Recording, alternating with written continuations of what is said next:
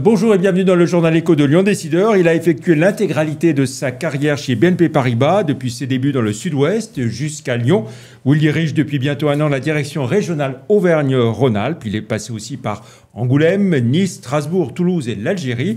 Pascal Fèvre, directeur régional BNP Paribas Auvergne-Rhône-Alpes, est notre invité aujourd'hui. Bonjour. Bonjour Jean-Pierre. Merci d'avoir accepté notre invitation. Alors vous êtes un passionné de rugby, vous avez joué au rugby dans votre jeunesse, portant notamment le maillot de l'équipe de l'INSEC, l'école de commerce dont vous êtes diplômé. Vous êtes donc heureux d'avoir rejoint une ville du top 14 au printemps 2024, il y a presque un an. Je vous confirme. Et je suis d'ailleurs les résultats du lot avec beaucoup d'attention.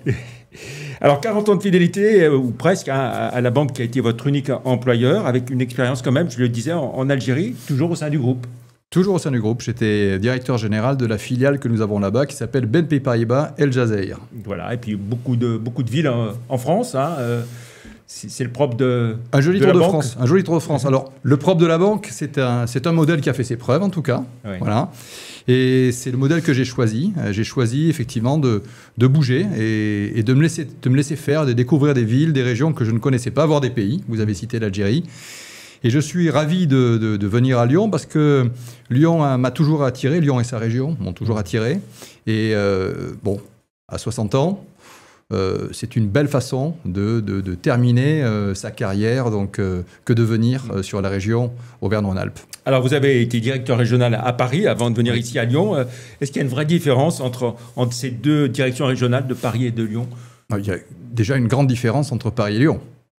Ou entre Lyon et Paris. Oui. Donc voilà, Paris reste Paris. Le provincial que je suis donc, a toujours été connecté donc, et immergé dans les codes de la vie sociale d'une métropole de région. Paris, c'est très différent. Puis à Paris, il y a la direction générale du groupe BNP Paribas. Donc ils occupent déjà bien le terrain. Et la grande différence entre une région comme celle que je dirige aujourd'hui et celle de Paris, c'est qu'à Paris, le marché était tel que je n'avais que la banque de proximité, c'est-à-dire le réseau d'agences d'une part et la banque privée d'autre part. Lorsqu'à Lyon, j'ai toute la partie corporate et la partie gestion de fortune qui m'est rattachée. Alors un an pratiquement après votre arrivée, quel premier bilan dressez-vous de ces 12 premiers mois ici à Lyon et dans l'ensemble de la région Auvergne-Rhône-Alpes? Un bilan très, très positif, ne serait-ce déjà que par rapport au plaisir donc, que je prends dans ce métier-là, qui est un métier pour lequel je suis fait et que je suis ravi de refaire sous ces terres que je ne connaissais pas. Donc beaucoup de découvertes, beaucoup de nouvelles rencontres avec des clients, avec des collaborateurs. Et je suis beaucoup sur le terrain, donc je ne sais pas si... voilà, aujourd'hui, vous savez, dans ces périodes où il y a beaucoup de changements, beaucoup de transformations, la connexion avec les équipes, avec les clients, c'est vraiment une clé pour, de façon très opérationnelle, donc mettre en œuvre donc, des orientations et des changements. Alors si on doit présenter cette direction régionale, Auvergne-Rhône-Alpes, en quelques chiffres, que représente-t-elle en nombre de clients particuliers, entreprises professionnelles, en termes de dépôt, d'épargne, mais aussi de crédit? Alors, ça fait beaucoup de questions en même temps. Donc, d'abord, il faut retenir une chose, c'est que la région Auvergne-Rhône-Alpes, c'est la première région de France pour BNP Paribas après l'Île-de-France. Il faut quand même déjà se le dire. Ensuite, il faut retenir le fait que c'est une région qui est très typée entreprise. C'est-à-dire que le portefeuille d'entreprise, donc c'est quand même quelque chose, c'est 4000 groupes d'affaires donc sur la région, c'est très important. C'est un portefeuille qui représente un tiers du chiffre d'affaires de la banque.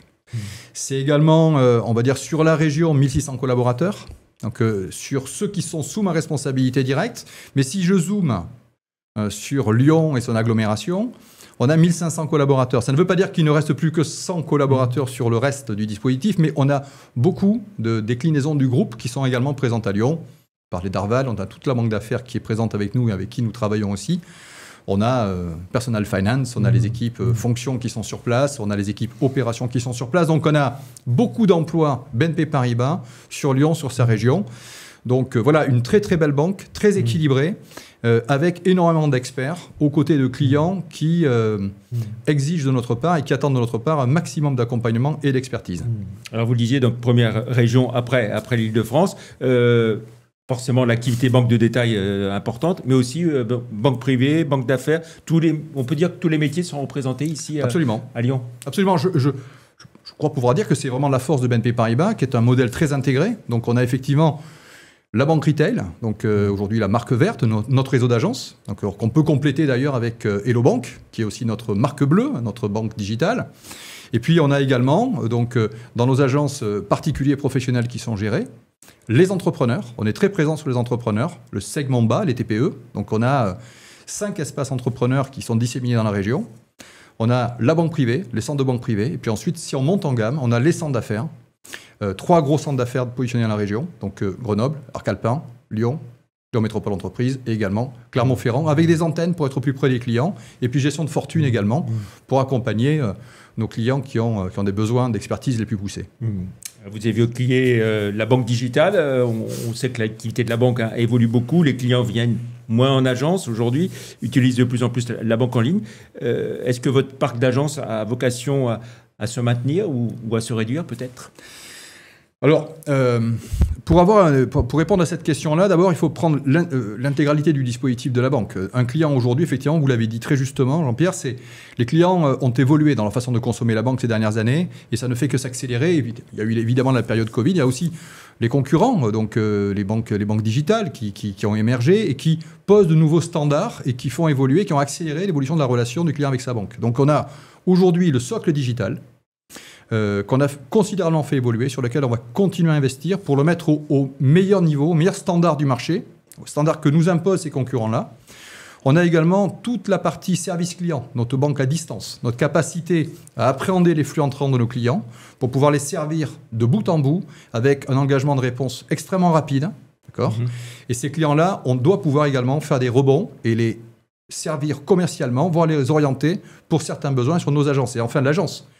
Aujourd'hui, le client qui va en agence, ce qu'il veut, c'est une réassurance, il veut de l'expertise. Et aujourd'hui, notre dispositif d'agence, aujourd'hui on a 190 agences sur la région, c'est un dispositif qui s'est réduit ces dernières années. Il est appelé à continuer donc à se réduire de façon à proposer des agences plus importantes, avec plus d'expertise, plus de résilience et plus de capacité aussi à évoluer et à répondre aux besoins de nos clients en agence. On va également... Et la réduction de quelle ordre à peu près alors ? C'est compliqué à dire. Vous savez, tout dépendra de la façon avec laquelle on va investir et la rapidité d'investissement sur les deux autres composantes de la relation. On va en gros en 2025 investir 200 millions. D'accord ? Et dans le cadre du plan qui se déroule, 200 millions non, au niveau national. Niveau national. Au niveau des agences ? Alors, non, ça c'est le global, l'investissement global.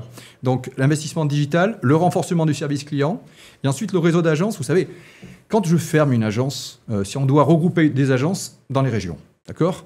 On ne fait pas ça pour faire des économies. C'est une agence dans certaines villes de la région, ce n'est pas ce qui va coûter le plus cher, si vous voulez. Donc, le plus important pour nous, c'est plus avoir des réponses qui sont adaptées aux attentes de nos clients. Donc la trajectoire de réduction va continuer. Elle a déjà été engagée, donc on n'est pas en train de se transformer. On se transforme déjà depuis plusieurs années, sauf que ça va s'accélérer effectivement, parce que les clients l'exigent. Les besoins de nos clients de nous consommer et de consommer l'agence en particulier ont évolué. Et aujourd'hui, on est très décalé par rapport aux attentes de nos clients. Ils nous le disent d'ailleurs de façon extrêmement claire. Quel bilan de l'année 2024 pour BNP Paribas dans son ensemble Les banques françaises se portent plutôt bien, il faut le dire. Les banques françaises ont de très bons résultats en 2024. Encore une fois, vous savez, le chiffre d'affaires de BNP Paribas, le PNB, comme on dit, si on prend BCEF, la banque commerciale en France, c'est 14% de cet ensemble-là. Et ce n'est pas parce que BNP Paribas, dans son ensemble, qui est un modèle intégré, se porte bien, c'est la banque leader en Europe, c'est vrai, un modèle intégré, diversifié, qu'il ne faut pas faire un constat lucide sur la nécessité de faire pivoter le modèle retail que nous avons en France et dans d'autres pays d'Europe. Alors, le PNB global, c'est 48 milliards, c'est ça. Un peu plus de 48 milliards. Et résultat net de 11,7 milliards. Oui, historique. En progression. En progression significative. Au-delà de vos prévisions. En tout cas, au-delà des prévisions des analystes. Oui. Oui. Et ici, dans la région, qu'est-ce que ça donne si on essaie de faire un bilan de l'année 2024, alors que vous avez pris en cours Alors, puisque vous êtes arrivé à peu près en milieu d'année. Oui, mais on a fait une année très solide, commercialement. financièrement aussi. Quand bien même donc, on a eu un pincement de notre recette, hein, donc, sous l'effet notamment de l'évolution des taux, hein, qui nous a quand même pas mal contraints.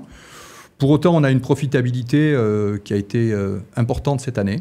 Donc on a aujourd'hui de quoi en région voir l'avenir de façon sereine, mais pour autant, donc notre volonté d'accélérer sur un certain nombre de sujets est intacte. Donc voilà. Donc les résultats sont des résultats solides, sérieux, avec quand même quelques alertes liées à une conjoncture de taux qui a aussi accéléré notre réflexion et notre volonté d'avancer et de faire évoluer notre modèle, notamment notre modèle d'agence.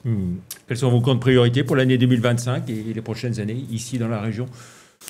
Écoutez, sur 2025, on a une vision assez claire de ce que l'on veut faire. Ce qu'on veut, c'est être très présent auprès de nos clients, donc très présent auprès de nos collaborateurs également, puisqu'on a un plan donc 2026-2030 qui se présente à nous, qui va être un plan qui embarque une évolution d'un modèle. Donc, toute l'attention va être dans son exécution. Donc, on va être très concentré dans l'exécution de ce plan, tout en restant très fidèle à nos ambitions, parce qu'on est les leaders en Europe, et on a des ambitions très élevées donc, au terme du plan, pour notamment être les meilleurs, parmi les meilleurs, notamment au niveau de l'application, donc toute la partie digitale, sur le service client, donc tutoyer également les meilleurs standards en termes de réactivité, temps de réponse et service intégré, et proposer, donc faire évoluer notre modèle d'agence, donc la troisième composante, de façon à proposer à nos clients toujours plus d'expertise. Après, vous savez, banque privée et les centres d'affaires,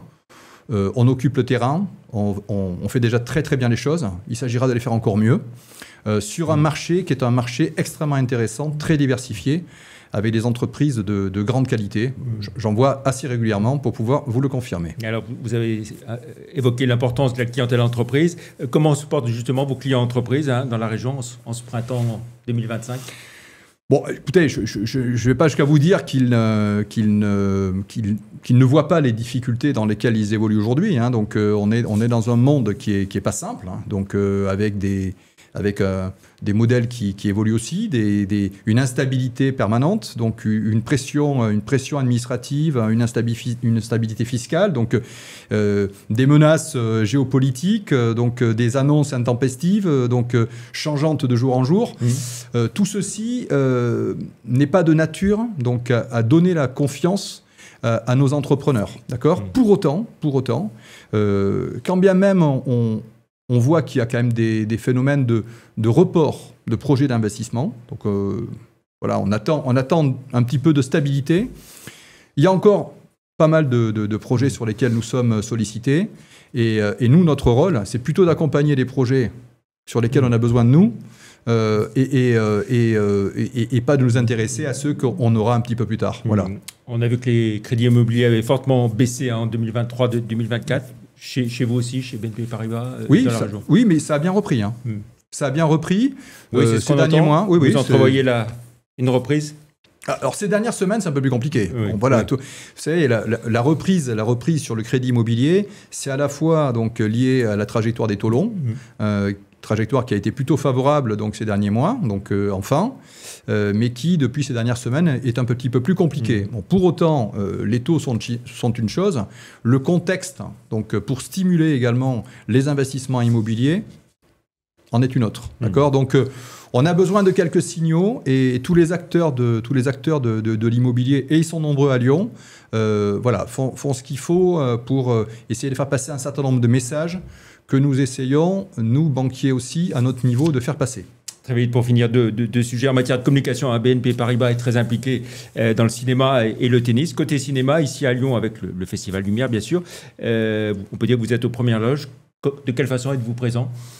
Écoutez, moi, j'ai découvert ce festival que je connaissais, hein, parce que la notoriété du festival est très importante en France et dans le monde. Donc, aux côtés de Thierry Frémaux pour l'accompagner.